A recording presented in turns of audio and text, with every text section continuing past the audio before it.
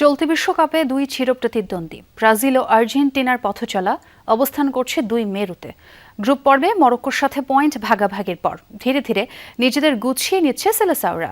ইনজুরির সমস্যা দলের দুশ্চিন্তা হলেও মাঠের সমস্যা কাটিয়ে উঠছে দলটি। অন্যদিকে উড়ন্ত সূচনা করেও রাউন্ড অফ 32-এ কেপ ভার্দের বিপক্ষে জয় পেতে ঘাম ঝরেছে আর্জেন্টিনার, যা দলটির জন্য পরিণত হয়েছে ওয়েক আপ কলে।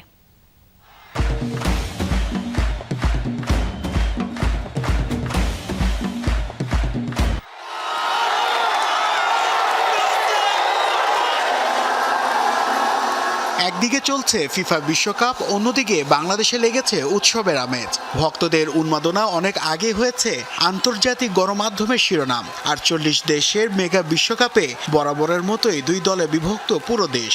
এক পক্ষ ব্রাজিলকে এগিয়ে রাখলে অন্য দল এগিয়ে রাখে আর্জেন্টিনাকে। চলতি আসরে লাতিন আমেরিকা দুই চিরপ্রতিদ্বন্দ্বীর পথ চলা একেবারে দুই মেরুতে।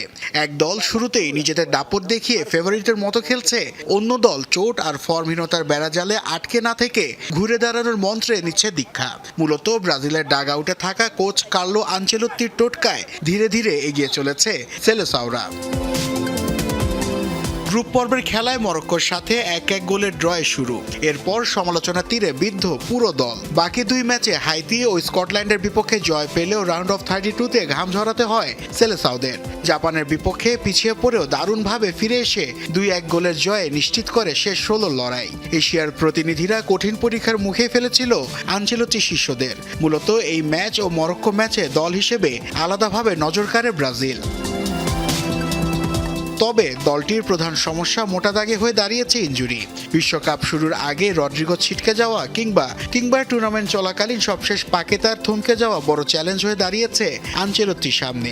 সেই সাথে নেইমার ছাড়াও স্কোয়াডে আছেন ক্যাসেমিরো ও দানিলোর মতো বয়স্ক ফুটবলাররা। যদিও জাপান ম্যাচে দারুণ এক গোলে অভিজ্ঞতার কথা জানান দেন ক্যাসেমিরো।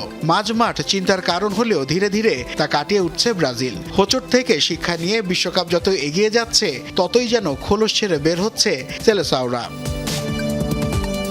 উল্টো চিত্র অবশ্য আর্জেন্টিনা শিবিরে। চিরপ্রতিদ্বন্দ্বীদের মতো খাবি না খেলেও রাউন্ড অফ 32-তে এসে কেপ ভার্দের বিপক্ষে ঘাম ঝরেছে ঠিকই। হঠাৎ করেই যে আলবিসেলেস্তাদের বিপক্ষে ভালো খেলেছে আফ্রিকা দেশটি তাও কিন্তু নয়। গ্রুপ পর্বে স্পেন ও উরুগুয়ের মতো দলকে রুখে দিয়ে নিজেদের আগে প্রমাণ করেছে কেপ ভার্দে। কাউন্টার অ্যাটাকে আলাদাভাবে নজর কেড়েছে দলটি। কাতার বিশ্বকাপে সৌদি আরবে থেকে শিক্ষা নিয়ে এবারের আসরে ধূমকেতুর মতো ছুটছে আর্জেন্টিনা। কেপ ভার্দে ছাড়া তেমন কোনো পরীক্ষার মুখে পড়তে হয়নি আলবিসেলেস্তাদের। দলটির বড় শক্তি তরুণ ফুটবলাররা হলেও এই দলেই আছে ওটামেন্ডি, মেসিদের মতো অভিজ্ঞ ফুটবলাররা। বয়স্কদের অভিজ্ঞতার পাশাপাশি আলভারেজ, ম্যাক অ্যালিস্টার, এনজোদের মতো তারকারা জয়ের ধারায় রেখেছে আর্জেন্টিনাকে। আলবিসেলেস্তারা খেলছে চ্যাম্পিয়নের মতো, যেখানে মেসির বিদায়কে রাঙিয়ে দেয়াই পুরো দলের একমাত্র লক্ষ্য। অন্যদিকে ব্রাজিলের হার না মানার মানসিকতা কি তবে ইঙ্গিত দিচ্ছে হেক্সা মিশন পূরণের লক্ষ্য? নাসিফ শুভ, যমুনা স্পোর্টস।